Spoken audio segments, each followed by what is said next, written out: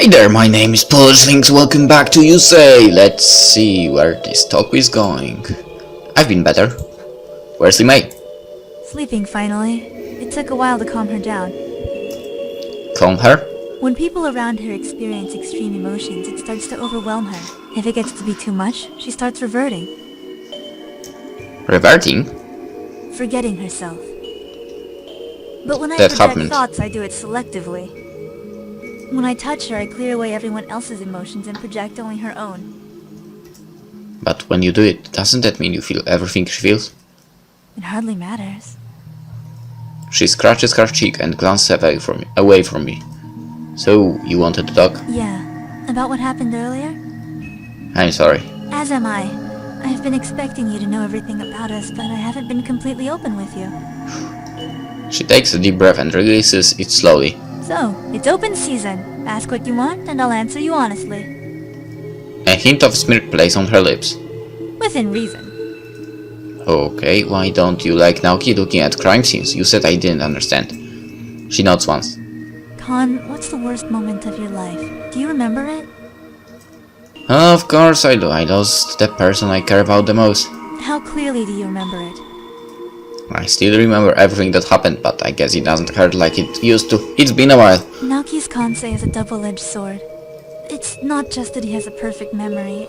It's more like he stores up all of his experiences. If he reads a book, he doesn't just memorize the words. He actually memorizes what it feels like to read the book. That includes the temperature of the room he was in or how he felt when he read it. So what happened today? It's not just the imagery. He'll actually remember what it's like to be in that moment, as if he never left. Most people heal with time, but with him, She lowers her head and buries her face in her hands. I can't let that happen anymore. And more? For a moment, Aki's body tenses up. She finally relaxes with a real full chuckle. I did promise open season. She sits up and clasps her hands in her lap. Our mother died during childbirth. All the doctors ever said was that there were complications. It hit our father pretty hard, and at first he tried to be a good dad and raise us alone, but I guess the stress got to him. He started drinking, and then, She stares at her hands. well, I guess somewhere in his heart he blamed us for her death. On bad days, he'd hurt Naoki. After a while, all of his days were bad days. Oh man. That's when I first noticed Naoki's Kansei. He'd wake up in the middle of the night screaming in pain. He remembered every detail, every strike, as if it was still happening. I don't know when my Kansei appeared, but as soon as I figured out what I could do, I started trying to control it. You can master your Kansei if you work at it. I couldn't force him to stop, but I learned how to redirect his anger. Redirect it to who? Oh. Says nothing, but she instinctively clutches her arms against her chest. Sorry. Eventually, one of our teachers noticed and called Child Protective Services. I thought that was our escape, but they wouldn't let us stay together, so... Her gaze turns to the room where Naoki lies. So you ran away. Yes. She glances at me out of the corner of her eye. I don't suppose I have to tell you what it was like. I guess not, but when I ran away, I was alone. I didn't have to look out for anyone else. By that same respect, you had no one to look out for you either. I didn't mind being alone. I'll pretend I believe that. Thanks. Aki leans back against the couch and stares at the ceiling. Anything else on your mind? What happened to me? I mean, I think I was in Dr. Johansen's body, like, I don't know, possessing it? Aki wrinkles her brow. She definitely looks troubled. Have you ever had a blood reaction before? I don't know. Kansei is made more powerful through physical contact. Blood contact amplifies that. Yeah, you may mention that, but I'm not sure what she meant. When you relive someone's dying moment, you're basically already inside their head. So it makes sense that a blood reaction would put you inside their body entirely. I shudder. Well, I hate it. Yeah, blood reactions tend to be fairly overwhelming. Honestly, I'm surprised you've never had one before. Well, I can't say my experience with my counseling has been very thorough. I do my best to avoid anything that if I can help it. Well, you've done a really poor job of that this past week. Yeah, I've noticed. Aki frowns and stares at the ceiling. You might not want to hear this. Open season, right? She looks at me sadly. Whatever's going on, it's about you. I was afraid of that. Miko hasn't told us anything about you, but I know he knows more than you've shared. And the fact that he's here proves this is a special case. What do you mean? We're not supposed to notice, but he's not really a proper member of the police force here. He was assigned to catch us, and all he ever really does now is make sure we don't get in trouble. She grins. Or cause any. Okay. He's a detective, but he doesn't have a partner? A detective shouldn't have even come in response to Jupiter's call today. So he came because it was about me. I don't think he was expecting to see me for. Well, if he didn't come for you, he came because there's something important here he has to watch over. And we came here to investigate Odin, who also died shortly after I returned. So whatever is here really is connected to you. I groan. Why, I don't even know any of those people. Then the question is, how do they know you? I bury my head in my hands. I don't think I want to know. I don't think we have a choice. Yeah, I know. Aki places her hand against mine and I feel as if I've just taken in a breath of fresh air. My shoulders feel lighter, and the leftover sickness from today dissolves. What are you doing? Filtering your thoughts? It works for the others. I assume it's working for you too? I smile at her. Yeah, it is. I haven't felt this way in a long time. Aki wraps her fingers around mine and lowers my hand. Good. The two of us sit in silence for a few minutes and I soak in the feeling of having only my own thoughts to contend with. Aki's voice gently breaks the silence. Tomorrow's going to be rough. You should get some sleep. Yeah, I guess so. I let my hand slip from hers, expecting the wave of the day to flood back into my mind. Instead, the feelings creep sluggishly into the edges of my mind, but with a stubborn thought I push them aside. Aki beams at me. You'll be able to hold on to yourself longer each time. That sounds ideal. See you in the morning. Aki waves cheerfully, but her eyes look wary. Naoki and Aaron are sound asleep by the time I enter the room. I close the door gently behind me and crawl into my sleeping bag. For the first time in 3 years, I sleep without nightmares. Morning comes with a piercing phone ring. I grit my teeth and suddenly curse whoever invented a cell phone before answering. What? Good morning to you too, Mr. Alexander. Gursky sounds amused. You know I had that name. Just be glad I haven't told Aki about you. She'd have a field day. Your generosity is overwhelming. I assume there's a reason for this call other than your desire to start the day with the melodious sound of my voice. Excellent deduction, kid. You'll be a brilliant detective yet. Huh. Johansson's death is public news now. We haven't released the details or the fact that we suspect it was murder. Everyone thinks it was an accident at the bell tower. And? And we need you to do what you're good at. Find the killer before this blows up. Talk to everyone around him and figure out who did it. All while hiding the fact that this was a murder in the first place. Yes, you can handle that, right? I know the drill. What about the others? You're a team, aren't you? If you need any help, you can text them or me. He pauses for a moment. Try not to make any calls if you can. You never know who might be listening. I glance up and see Aaron hunched over his desk, staring blankly in my direction. Good point. Also, try not to get killed. That would be a problem. Oh. That's dire. Is there something you know that I don't? Probably. Now go to work. I roll my eyes. You want fries with that? Gursky snorts. Yes, but make the soda a diet. I'm watching my weight. He hangs up before I can come up with a retort. I pocket my phone and sigh. Who was that?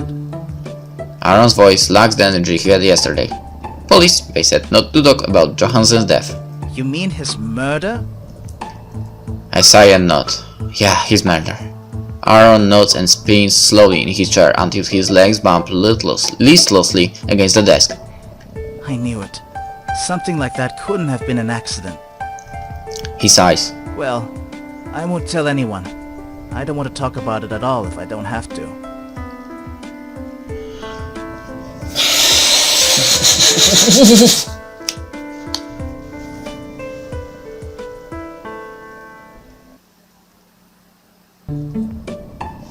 Okay, let's go. What do we have here? Talk, examine, move. No, I don't want to. No!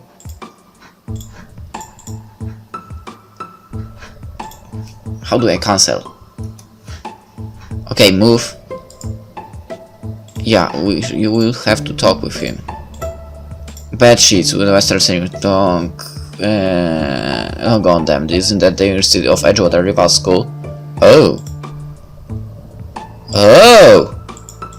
Collection of textbooks with long titles and a yearbook from Western State University. English, Thai dictionary and some science fiction novels. Okay.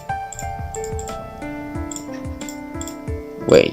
The chair spins around easily. Hours of fun for the whole family. The same thing. Here we have some math and science books. They all have pre-owned stickers on them. Okay. A towel hanging off of David's bed. The view out of the window faces away from the campus. It's rather inspiring. Okay, done. I think. I've seen everything. What's this? Doctor was working on organ growth, just like out engineering, out and chance guns. Test subjects died due to one of their experiments. Got it. Return. Phone, Aki. Stop by the bell tower and check out the crime scene if you can. Naoki, nothing. Limei, it is very early right now. Okay. Grumpy Pants Gursky. Talk to the student. Okay. Stop by the bell tower and check out. Okay. Grumpy Pants. Talk. Aaron slumps over his desk, resting his head in one hand and doodling a series of spirals in his binder with the other. You look busy. He snorts derisively. Super busy. These spirals won't draw themselves. If they did, that would be weird. He groans and throws his pen across the room. It rolls sluggishly across the carpet before lodging itself in a pile of discarded clothing. This is so stupid! Stupid? Stupid! Super stupid! He runs his fingers through his hair furiously and, as if he's trying to find something to hold on to. Dr. Johansson, I mean... He pounds his fist on the desk. That was not a thing I wanted to see ever. He pushed himself away from the desk and starts to stand up, but he gives up halfway through and slumps down in his seat again. Didn't like that pen anyway. He traces out the spirals on his paper with his finger. How are you okay with this? What? He clears his camera for comfort. You saw it, the blood, and other parts. I don't even want to be awake, but Kizaki just got up and left an hour ago. He points at me. And you look like you just had the best night's sleep of your life. Really? Because I can tell you I didn't. I could add that sleeping after a death experience is usually the worst part, but it's probably best to keep that to myself. Aaron lets out a long, weary sigh. But you're fine now. Hardly. I guess I'm just better at hiding it. Yeah? I've seen a lot of junk, stuff that people like to pretend doesn't exist. I sit down in the chair opposite Aaron, and the hard part is going on with life. I mean, how can you, when you see such an ugly side to humanity? Yeah, I know that feeling. Then you know that it's not something you're ever fine with. You just know that there are still important things to be done, so you have to stand up and keep going. Sounds like you've got some experience in that area. I sigh and prop my head in my hand. Well, I tried quitting once. Quitting everything, I mean. Someone very close to me didn't let me. So now I keep going. No matter what happens, I have to. Well, whoever that person is, I have my thanks. Oh, are you feeling better? Sort of. I laughed nervously. Sort of is better than nothing. I just don't know if I can handle this much longer. Handle what? All the secrets. Yesterday the police said I couldn't say anything about Johansson's death. Jupiter called last night to see if I was feeling okay, and I didn't even answer the phone. I didn't know what to say to her. And now everyone knows, but we still have to pretend it was an accident. He buries his head in his hands. They're my friends. I can't lie to them. I wouldn't know how. Yeah, it's asking a lot of you. It's asking a lot of both of us. Yeah, us. This undercover thing is annoying. I think I liked it better when I just didn't talk to anyone ever. You know, maybe you should take it easy for a while. Rest. You don't have to be up right now, do you? No, but You said you don't want to be awake right now, so don't be. I shouldn't. I think maybe it's best if you do. If you want to talk, I can come back later, but for now, you need rest. I guess that makes sense. Still feels super stupid. I feel like a wimp. You should never feel like a wimp for caring about human life. It's not as if having a high tolerance for blood and guts is something to be proud of. You might be the only person who thinks that way. Better than the one at all. Aaron nods and stands slowly. I guess I'll try to get some sleep then. Maybe everything will make more sense when I wake up. Okay, maybe. Move. Hallway. Limei is here. Well, nothing here.